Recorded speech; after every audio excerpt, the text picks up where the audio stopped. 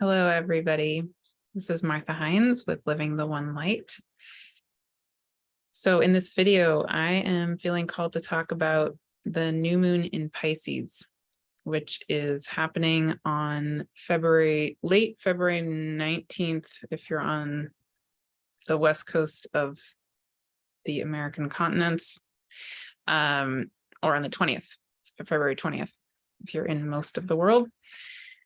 And so this new moon is going to be at 1 degree of Pisces. And when I prayed on what I'm being asked to speak to around this new moon, it really comes down to a whole configuration of energies happening now and also coming up over the next couple of months in particular, regarding so many things. Where do I start? Regarding the fact that now that we are in February of 2023, we have very soon coming up a huge shift of energies in March of 2023. So we're going to have Saturn going into Pisces, crossing the point where this new moon is happening in early March. Saturn will officially enter Pisces on March 7th. And then at the end of March, March 23rd, Pluto is going to enter Aquarius. So, lots of astrologers are talking about these two big shifts of these planets that don't change sign very often. Pluto hasn't been in Aquarius for 246, 248 years. Saturn takes 29-ish years to go around the zodiac, so it's entering Pisces for the first time in almost 30 years. So those are both really big shifts. And at this moment, before that happens, we have Pluto at the 29th degree of Capricorn. We have Saturn right this minute at 28 degrees of Aquarius, but it'll be at 29 degrees of Aquarius by the end of February, I think February 24th. And also right this minute, we have Venus at this new moon, we have Venus at 29 degrees of Pisces. Plus the new moon itself is at 1 degree of Pisces. So there's a lot of these energies that are ending whatever sign they happen to be in, and then the new moon at the very beginning of the sign it's in, Pisces, right? So there's also, as lots of people talk about, when something is at that 29th degree of any sign, often there is a big emphasis of whatever that energy happens to be. So I'm feeling that very, very strongly in the world, in my own life, but really in the world right now. And in particular with Pluto being at the last degree of Capricorn, I want to drop in a little bit to what that is and how this Piscean energy can potentially be a support, and what I'm feeling called to in my prayers around that. So I'll back up. Let's take the slow road here for a second. Okay. So in the world at this moment, Pluto being at the last degree of Capricorn is very likely, as lots of people have been saying for a long time now, is very, very likely to be a time when the old structures, the old ways we have conceived of our society, the ways that our governments are structured, the ways that leadership roles have been organized. Pluto going through Capricorn is an energy that's really deconstructing that. And so Pluto being at the very, very, very last degree of Capricorn is highlighting the fact that in our world, a lot of those systems are being challenged. very actively. And so, of course, not surprisingly, what happens when something that powerful is being challenged is that then it gets scared and it, it wants to hang on even more strongly to its power. So it's not surprising that we're seeing in our world a lot of that back and forth dynamic of the challenge of those structures and then the structures themselves wanting to hang on to their power. And I'll give one example in a minute that's particularly alive for me. But what the spirit world keeps bringing me back to over and over and over again, not surprisingly, is yes, this time, this year, this whole 2023 and also into 2024, Pluto will be, currently is, and will be straddling the very end of Capricorn and the very, very beginning of Aquarius. It's going to go, it's currently at 29 degrees of Capricorn. Then on March 23rd, it's going to enter Aquarius. And then it will go just into that 0 degrees of Aquarius, and it's going to go retrograde back into Capricorn, and it'll go back to, it's either 27 or 28 degrees of Capricorn. And then it'll go direct this coming fall. And then next year it will enter Aquarius again, but then it's going to go back a little bit into Capricorn as well in 2024.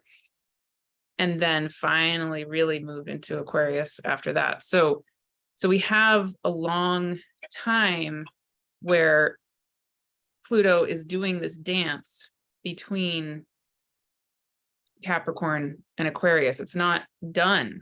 There's still, it's like this energy that, you know, it's not really realistic or safe a lot of the time to make changes, especially for something so powerful, that quickly, right? Like the butterfly, the caterpillar needs time in the chrysalis, and it's not a linear one moment change typically for the caterpillar to become that butterfly, or even the butterfly that has formed inside of the chrysalis to be ready to fly. So that's what the energetic astrologically is really about right now, with this Pluto going in and out right over this point where it is right now for the coming, you know, more than a year ahead. So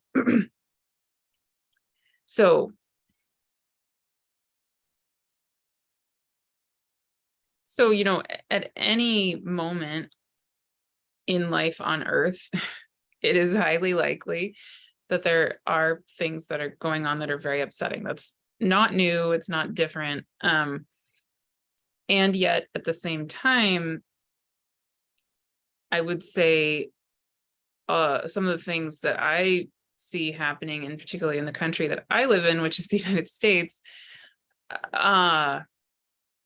are very alarming and unusually alarming. And so the human part of me is very concerned and very upset by this. And this now brings us to the new moon in Pisces. What I get told in my prayers, what I got told this morning, for example, this is, you know, but a common theme that comes in my prayers, but it was particularly adamant today when I was praying on this new moon, is that what we're really, at least I'll speak for myself, what I'm being called to do and what I'm being called to share, which I'm guessing resonates for many of you if you're watching this video, is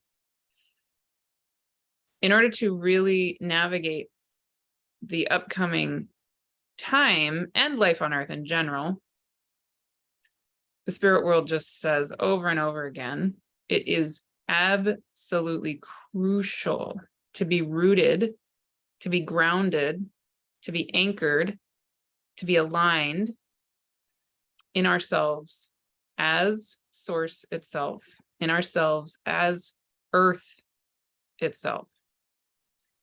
That the body of Earth, the being of Earth, is a being of Source. Nothing isn't Source, right? And we are Source. We are Source. We are Earth. The earth is source. And it's impossible for us not to be. And yet at the same time, it is possible for us to get kind of out of whack and to forget on an energetic level, even the vibrational quality of what it is to be clicked into and grounded as the reality that we are source, we are the divine, we are earth, we are the light, and that we are existence. So in order to be able to navigate this time in a way that supports us to thrive, and also to be able to assist and to help the most effectively, that needs to be the number one thing we do first. It's kind of like putting the oxygen mask on. Like, if you're in an airplane and something's going wrong, you can't really do much until you have the oxygen on you. So it's just like, wait, hang on. Yes, what you want to do to help is great. Not denying that. Like, you want to save that child over there maybe, or whatever it is, right? But hang on, you won't be able to do that until you put the oxygen mask on. So pause for a second, put the oxygen mask on, which in this case means take a minute, take a second, come back into your body, come back, drop in, feel yourself align, ground, clear, come back to yourself as source, as the divine, as the earth. Come back to that vibration, that vibrational quality that is literally you as source, you as the earth, you as a being of light, you as a being of earth. It's all true. There's no actual becoming it. It's just a remembering of it. And then physiologically just getting yourself back into center there. And in a minute, for any of you who want, I'll lead you in just a very brief channeled thing that's wanting to come through to give you a mini tool on it. And I have tons and tons and tons of other offerings that are more in depth, that you can find on my Teachable site, and also workshops and healing sessions that I hold regularly. I have at least one offering per week that you're welcome to join. That is, each one has some component that's about helping us to drop back into this reality of ourselves as source and earth. But in a second, I'll just hold space for us to do a little mini version of that, because that's feeling really important. Okay, so just to come back to the narrative of what I'm exploring here a little more. I want to name a little bit more of why I feel incredibly strong empathy and personal relevance to, the many atrocities, the many difficult things happening on this planet. One of many things that's alive in my field, that's alive in my life, is that in the state of Florida, there is currently a very disturbing set of things going on with the government there, and including with my alma mater, where I went to undergrad for college, with the state of Florida essentially trying to take over the school. And it's a very liberal school. It's a very progressive, wonderful place where I had an amazing, high academic caliber education. They're just stellar scholars there, and a huge percentage of the kids who go there are national merit scholars, like I was, and high level academic stuff, and a strong emphasis on high level analytical thinking, and yes, a political bent toward progressive thinking, which aligns with my values. So I absolutely loved it. I thrived there. It was an incredibly wonderful place. And now, the education system is being questioned, and And also in the state of Florida, there's a big initiative to have elementary school teachers be required to cover up the books in their classrooms until the books, from my understanding, can be examined to make sure that they do not promote liberal ideologies, essentially, I think. I don't know a ton about it, but it's just, the whole thing is incredibly disturbing to me. So, I could go on and on, but just that's one example where when I lived in Florida, when I was in college in Florida, whatever it was, I'm now turning 46 and I was in college starting when I was 18. So do the math, 28, oh my goodness, however many years ago that was. 1995 is when I started. So yes, 28 years ago. This was not Florida. This was not absolutely, this is not even in the realm of possibility of what Florida could be operating like. And on a personal level, I could just break down crying about it. I don't understand what's going on. This is me, the human me talking, right? I don't understand what's going on. I don't understand how this is possibly legal, how it is possibly happening. I'm very worried for the LGBTQIA plus kids in the state of Florida at my old college. As I know from being a psychotherapist and having worked with a lot of queer identified kids, it's life or death to feel supported. And the state of Florida is very actively denouncing any supportive measures for kids who identify as queer. And, anyway, again, I could go on. And there's a lot of racist things being done as well. So it's incredibly distressing. And even right now, just talking about it, I feel very emotional, very upset.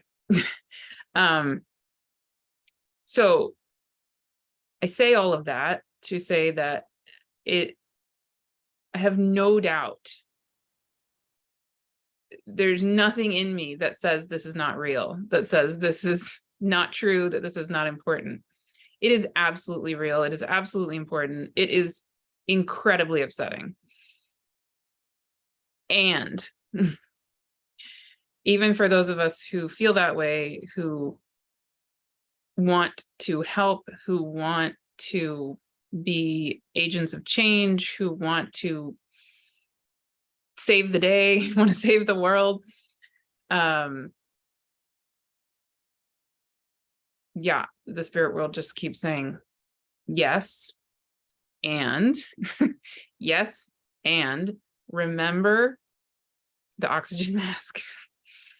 Because if you just charge in there like that, I can speak for myself. When even in this moment, as I'm talking about, I feel my body, feel myself on the verge of crying. I feel myself, which is none of this is bad. This is just, I'm just naming my physiological truth, right? I'm on the verge of crying.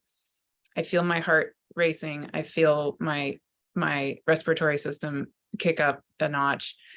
I feel myself coming out of my center a little bit because I'm so upset and I'm so worked up. So that's my fight or flight response kicking in. It's totally normal. It's totally natural. And as I've said in lots of other videos, when we go into that fight or flight mode, the fight or flight response is a response of the sympathetic nervous system, and the sympathetic nervous system helps us run from a bear. Okay, so this situation in Florida absolutely is scary. It absolutely is dangerous, but I'm not being chased by a bear right now. I don't think. I'm not. So my body doesn't need to do that. And, there are pros and cons to being in the sympathetic nervous system response, the fight or flight response, versus the parasympathetic nervous system, which is the relaxed state. The pro of the sympathetic nervous system is that you can run from a bear. Your body can charge. Your body can run, you can fight, flee, fawn. What am I forgetting? fight or flight, fight, flee, fawn, or freeze. Those are the four main sympathetic nervous system responses, right? So you can do those four things much more easily when you're in that sympathetic nervous system response. The cons, though, of that sympathetic nervous system are many. So just to list some of them, when you're in that fight or flight response, you know this from your own personal experience, I'm assuming, I'm sure, you know, you can't think as clearly. You can't think in big picture. Your ability to empathize drops. Your ability to truly see the whole situation gets lower because you're very focused on the one thing you need to do. Your digestive system has a much harder time working. You can't sleep as well. Your body is producing much more cortisol, so it's gonna over time, if you're in that fight or flight mode over a long period of time, you're very likely to have more health issues on so many levels. Yeah, your body is not in healing mode, so you're going to have a much harder time healing too. So just many drawbacks to being in the fight or flight mode. On the other hand, being in the parasympathetic nervous system, which is the relaxed state of being, the only con really is you're relaxed. So your body isn't ready to fight and isn't ready to, flee. It's not ready to jump away from the bear. The pros, though, so many pros. First of all, it's a lot more enjoyable, in my opinion. Second of all, your mind opens up, your body opens up. Your whole mind, your whole brain, and your whole being can come back online. You can come up with new solutions, new ideas so much more easily. Your body can digest, literally, physiologically, when you're in that parasympathetic nervous system that promotes digestion. It promotes healing. You create chemicals and hormones in your body that help your body to come back to a state of balance, healing, wholeness, all of that. You can sleep so much better. You get, much more deep sleep, much more complete sleep. And you can experience joy, and you can experience empathy, and, all these things that are much more enjoyable than the fight or flight mode. Okay. So the point being, when we take the moment to come back to the oxygen mask, take a moment to come back to the reality that we are source, we are the divine, we are the earth, we are the light, we are our spirits and our souls. And in this one ultimate sense, we are safe. Like, we're not actively being chased by a bear right this minute, even if these things are totally legitimately very upsetting.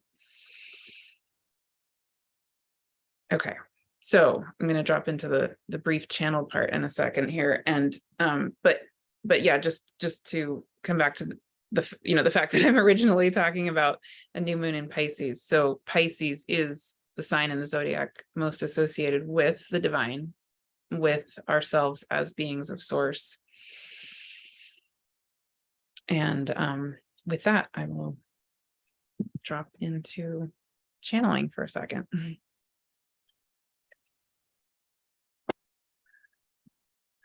Okay.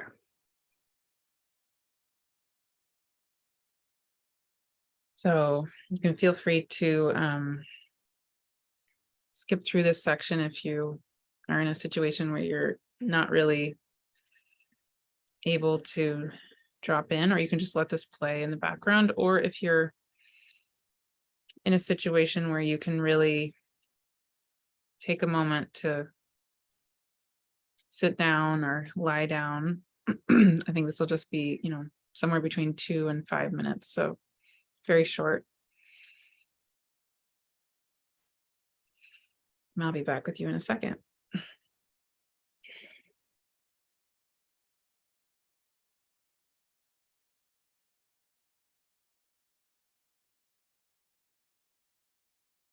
So hello, yes. So we would like to emphasize again what Martha is saying here and remind you that yes, your bodies, your earth bodies, yourselves as beings of earth, yourselves as beings who are in a timeline where there's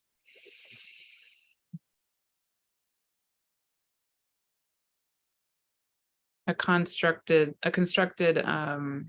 society and social norms. It's going through a major birthing process, as a lot of people are saying. It's going through a major transformation. And the transformation is just happening. And it's going to keep happening. So just like with any other change, the ultimate way to most effectively and comfortably move with it is really to, in a sense, surrender to it and just become it. And yet that feels very scary for a lot of people. So they are hanging on. And they're not particularly likely to let go and just surrender to the change, to surrender to this time when the earth is ready to be back in balance with herself, back in balance and harmony with the natural radical balance of earth itself, of source itself, of the light, of the earth as light, the earth as source. It's all coming back into one. There's never been any reality other than that everything is source, everything is the divine, including the earth herself. And it's like an experiment has been getting played out on earth that was and has been something other than that reality of everything being source. And now it's just returning back to the fold. That's all that's going on. It's just a matter of everything remembering itself as source, as earth as source, all as one being.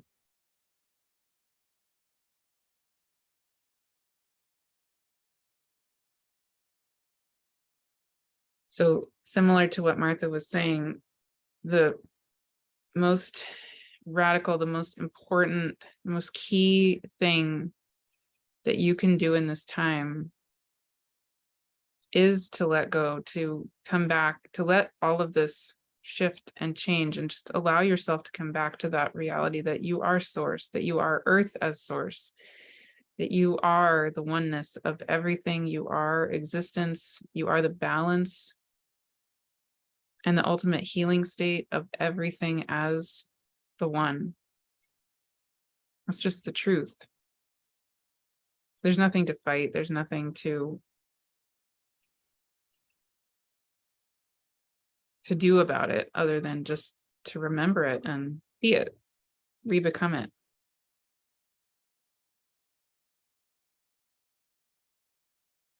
So we would love to offer you a very brief moment of remembering, just exactly as feels right for you.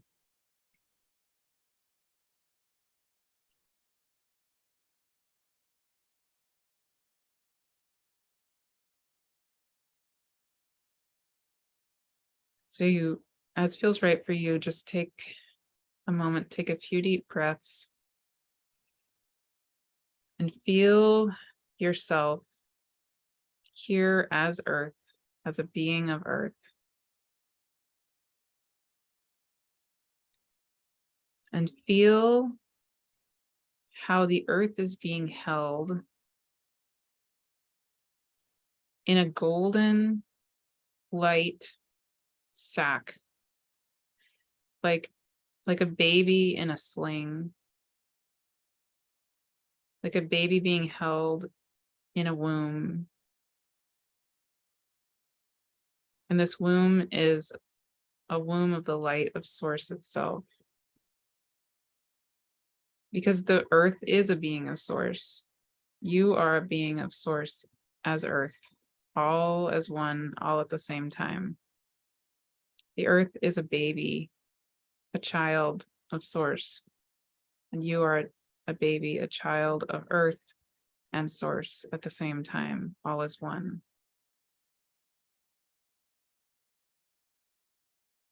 So again, you can just imagine yourself being this baby, being held in this sack, in this womb, being cradled by that golden light of the divine that is also you, that is all things, that is everything.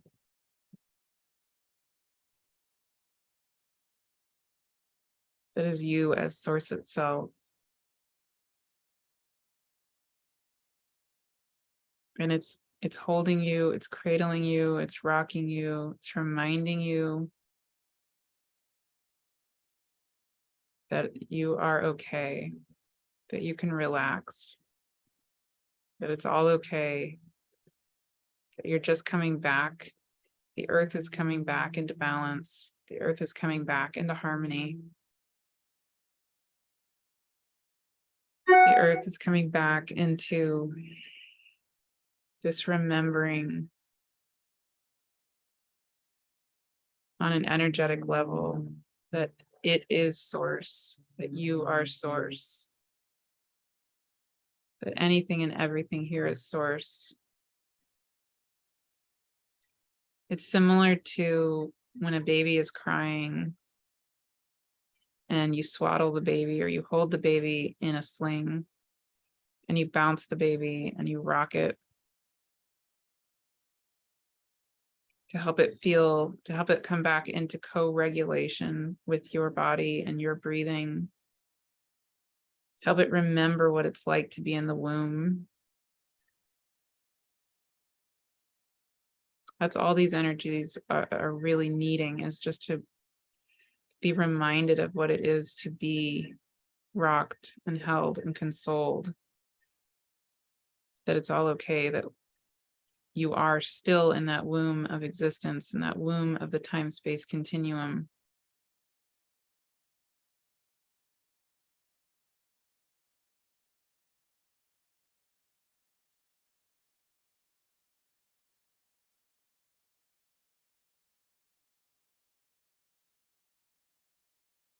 And sometimes, for those of you who have cared for infants, human infants, sometimes the baby cries louder before it falls asleep. Sometimes the baby just relaxes and goes right to sleep. Sometimes as the baby, as you're holding the baby, maybe rocking the baby, bouncing the baby, even if the baby is feeling safe and held, sometimes it needs to have a good cry before it falls asleep. And so if you've cared for a baby like that, sometimes you just know it in your body that what that baby needs is just for you to just be present. And that's it. And just let it have a good cry. And at the same time, know that you're there and that you're not leaving it. And that you love it. And you'll be holding it whenever it needs that, to the best of your abilities. It's similar in this time. It's actually exactly the same.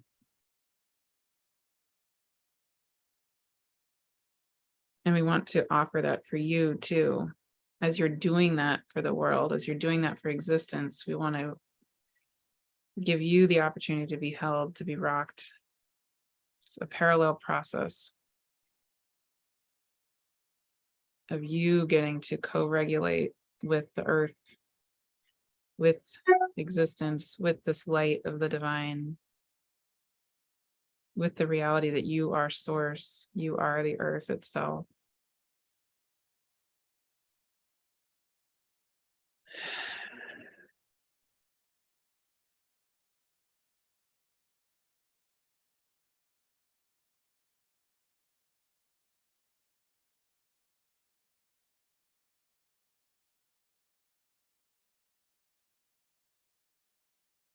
And so you can always come back to this place and always come back to this recording, even. And just take some long, slow, deep breaths.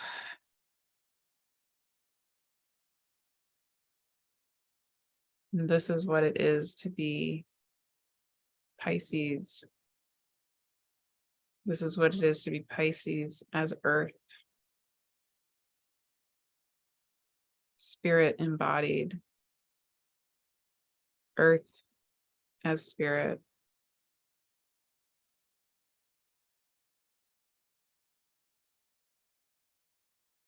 So we offer you this blessing. We offer you this infinite, unconditional love. We offer you this opportunity for an incredible, radical forgiveness and letting go. As you're in that, remembering yourself as source, as you're in the energetic of the new moon in Pisces, there's also this element of radical letting go and forgiving.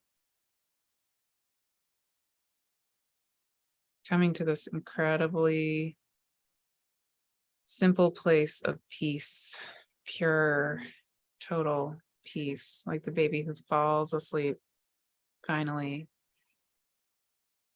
in your arms or in that sling, that golden light of source holding you, rocking you, knowing you, helping you remember that you are literally the divine.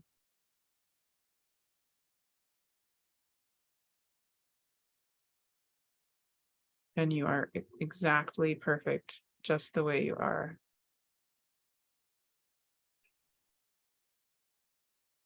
And so it is. Amen.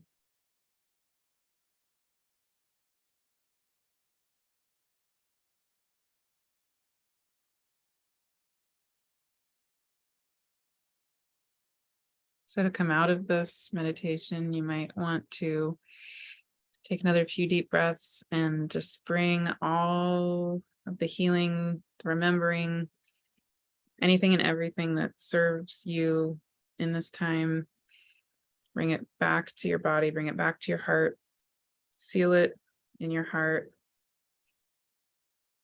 Take another deep breath and give yourself a big, big hug. Thank you for being here. Thank you for taking the time to put the oxygen mask on you first.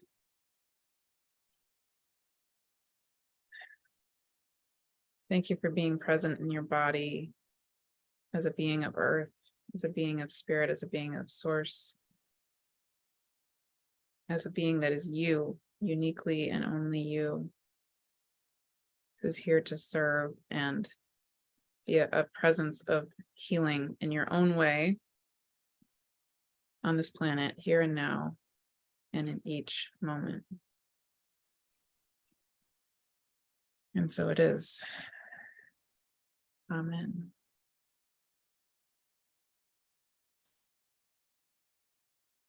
Okay, there you go. So,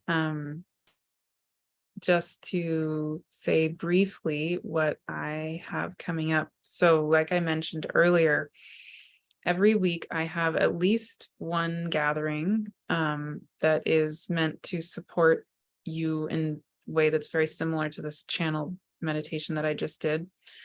So every first Friday of the month, I have deep peace and healing circles, which are where I channel a healing meditation guided experience. Again, similar to this, but for an hour as opposed to however many minutes that was. So you can really drop into that parasympathetic nervous system, really let go into the arms of the divine. So that's every first Friday of the month. And those are recorded, so you can be there live or not, and you can have the recording indefinitely. And I have several of those recordings also available on my Teachable site. Then on the second Friday of the month, I have a new thing that I started called Divine Chrysalis Witness and Sharing Circles. And those are all free for anybody in my membership, which starts at $22 a month, as well as anybody who's in my Goddess series that I'm doing with Farina Burrell, and also anybody who's done recent workshops with me.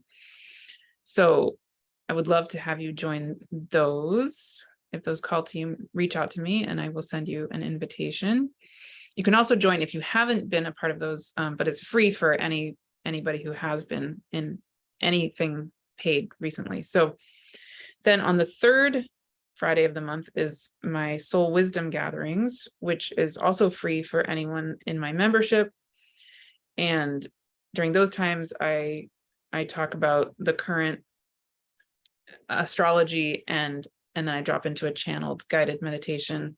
And this month, I will be doing, I think what's going to end up happening because of the way of the timing of it all, what I get told in my prayers is, I think each of these Soul Wisdom Gatherings through the next few months is actually going to be focused on the new moon. So if you would like to go more deeply into the energies of the new moon, that Soul Wisdom Gathering is going to be next Friday, February 17th. And then I'll have one on the following month, every month. So Friday, February 17th will be a Soul Wisdom Gathering that's going to be focused on the new moon in Pisces, because the new moon in Pisces will be happening that weekend. And and then I have many other offerings as well. So I also this month have, next Tuesday is going to be a workshop on Eros. I'm holding that workshop with two of my friends. One is Vanessa Nixon, who is a belly dance instructor and a naturopath. And then also Michelle Marlahan, who does therapeutic yoga. And so I will be doing a channel guided meditation around the energetic of Eros and the healing of the energetic of Eros, and coming back into that remembering of what that energy is in us. And then Vanessa and Michelle will then help us to move with that energy through, guided, really beautiful, safely held movement, meditation, and exercise. So that's beautiful on February 14th. And also that will be recorded and you can be there live or not. And then the last thing is on February 28th. I will also have a workshop on trauma-informed basics for astrologers and healers. So that is for you if you are an astrologer or a healer of any kind, but you don't have a clinical background, and you haven't had much trauma-informed training. It's not going to be therapy. It's not going to be therapy training, but I do have a huge amount, many years of experience as a clinical social worker, as a therapist in the child welfare system. And I have a ton of experience around trauma-informed work. So that workshop will be giving you just the basic do's and don'ts for working with clients, because pretty much everybody has trauma. I want to say everybody has trauma. The world is traumatic. And there are some really key things to do and not do when that trauma arises, either in an overt way or even a not so obvious way. And so again, that's February 28th, and that will also be recorded, so you can be there live or not. I will put the links for all of those offerings in the notes. And also the Goddess series has started, and we started with Persephone. And that's still, you can still sign up anytime for that. We're going through the whole year, and actually almost definitely be going for a whole nother year. Beyond that, we're doing one goddess per month. Again, we started this month with Persephone. Then we're doing Ceres, then Hygeia, then Hecate, then Hygeia, and then, on and on and on. 1 month, one goddess per month. Really powerful. We have a beautiful group of people who have joined us. People of any gender can join. Yeah, and we would love to have you there if that calls to you. And reach out to me for any other reason. I have a few more spots available for one-on-one sessions or one-on-one work with me. You can always join my membership. That gives you a 20% discount on everything I do, and including one-on-one sessions. And yeah, I'm just available. I'm available to support you, and I would love to support you in whatever way is just right for you in any given moment. So please reach out to me. Don't hesitate. You can email me at livingtheonelight@gmail.com. I also love to hear any reflections on these videos. If you like it, please click the like so I know you liked it. It really helps me to know that. And I love to hear feedback in the comments. I love to get emails about the videos, and I'd love to hear what's going on in your own life, in your own journey. I respond to all of the emails. So please, again, do not hesitate to do that. And yeah, I will see you again very soon. Thank you.